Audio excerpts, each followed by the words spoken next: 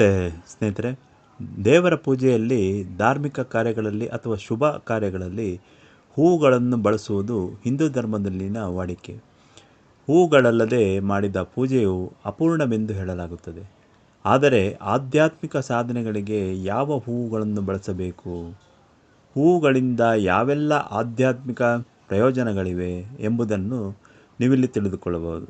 ಅದಕ್ಕೂ ಮುಂಚೆ ನನ್ನ ಚಾನಲ್ ಸಬ್ಸ್ಕ್ರೈಬ್ ಮಾಡಿ, ಸಾಧ್ಯವಾದಷ್ಟು ಶೇರ್ ಮಾಡಿ. ಧನ್ಯವಾದಗಳು. ನಾವು ಬಳಸುವಂತಹ ಹೂವುಗಳಲ್ಲಿ ಎಲ್ಲ ಹೂವುಗಳು ಆಧ್ಯಾತ್ಮಿಕ ಮಹತ್ವವನ್ನು ಹೊಂದಿರುವುದಿಲ್ಲ. ಕೆಲವೊಂದು ಹೂವುಗಳು ಮಾತ್ರ ಆಧ್ಯಾತ್ಮಿಕ ಮಹತ್ವವನ್ನು ಹೊಂದಿರುತ್ತದೆ. ಹೂವುಗಳನ್ನು ನಾವು ಅಲಂಕಾರಕ್ಕಾಗಿ ಬಳಸುತ್ತೇವೆ, ಆದರೆ ಆಧ್ಯಾತ್ಮಿಕ ಮಹತ್ವವುಳ್ಳ ಹೂವುಗಳು ಆಳವಾದ ಕಾಸ್ಮಿಕ್ ಶಕ್ತಿಯನ್ನು ಒಳಗೊಂಡಿರುತ್ತದೆ. ಅಂತಹ ಹೂವುಗಳು ಶಕ್ತಿಶಾಲಿ ಸಂದೇಶವನ್ನು ನೀಡುತ್ತಿರುತ್ತವೆ, ಶಕ್ತಿ ಮತ್ತು ಶುದ್ಧೀಕರಣದೊಂದಿಗೆ ಸಂಬಂಧವನ್ನು ಹೊಂದಿರುತ್ತದೆ, ಮಾನಸಿಕ ಶಾಂತಿಯನ್ನು ತರುವಲ್ಲಿ ಪ್ರಮುಖ ಪಾತ್ರ ವಹಿಸುತ್ತದೆ. ನಿಜವಾದ ಆಧ್ಯಾತ್ಮಿಕ ಸಾಧನೆಗಳಿಗೆ ಈ 5 ಹೂವುಗಳ ಬಗ್ಗೆ ತಿಳಿದುಕೊಳ್ಳೋಣ.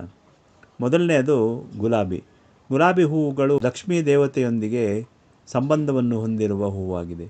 ದೇವರನ್ನು ಪೂಜಿಸುವುದಕ್ಕೂ ಮುನ್ನ ಸ್ನಾನದ ನೀರಿನಲ್ಲಿ ಗುಲಾಬಿ ದಳಗಳನ್ನು ಸೇರಿಸಿ ಸ್ನಾನ ಮಾಡುವುದರಿಂದ ಶುದ್ಧತೆ ಬರುವುದು ಮತ್ತು ಒತ್ತಡ ಕಡಿಮೆ. ಎರಡನೆಯದು ಮಲ್ಲಿಗೆ. ಮಲ್ಲಿಗೆ ಹೂವುಗಳು ಮೂಲತಃ ಪೂಜೆ ಪುನಸ್ಕಾರಗಳಲ್ಲಿ ಬಳಸುವಂತಹ ಹೂವಾಗಿದೆ. ಮಲ್ಲಿಗೆ ಹೂವುಗಳು ಅದ್ಭುತವಾದ ಸುವಾಸನೆಯನ್ನು ಹೊಂದಿರುವ ಹೂವಾಗಿದೆ.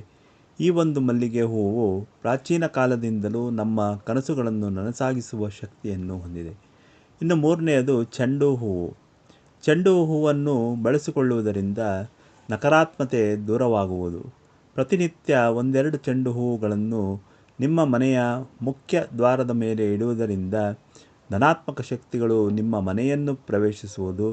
ಇದು ನಿಮಗೆ ಆಧ್ಯಾತ್ಮಿಕ ರಕ್ಷಣೆಯನ್ನು ನೀಡುವುದು. ಇನ್ನು ನಾಲ್ಕನೆಯದು ಕಮಲದ ಹೂವು.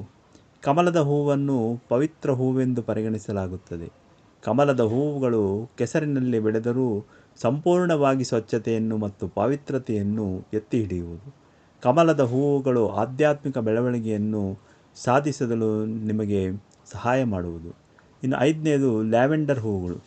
ಲ್ಯಾವೆಂಡರ್ ಹೂವುಗಳು ಅಂತ್ಯಕ್ಕಿಂತ ವೇಗವಾಗಿ ನಿಮ್ಮನ್ನು ಶಾಂತಗೊಳಿಸುತ್ತದೆ.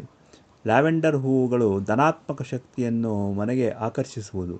ಲ್ಯಾವೆಂಡರ್ ಹೂವುಗಳನ್ನು ನಿಮಗೆ ಬಳಸಲು ಸಾಧ್ಯವಾಗದೇ ಇದ್ದರೆ ಅಂತಹ ಸಂದರ್ಭದಲ್ಲಿ ಲ್ಯಾವೆಂಡರ್ ಧೂಪವನ್ನು ಮುಸ್ಸಂಜೆ ಸಮಯದಲ್ಲಿ ಮನೆಯಲ್ಲಿ ಹಾಕಬಹುದು. ಈ ಮಾಹಿತಿ ಇಷ್ಟ ಆದರೆ ಲೈಕ್ ಮಾಡಿ, ಸಾಧ್ಯವಾದಷ್ಟು ಶೇರ್ ಮಾಡಿ. ಧನ್ಯವಾದಗಳು.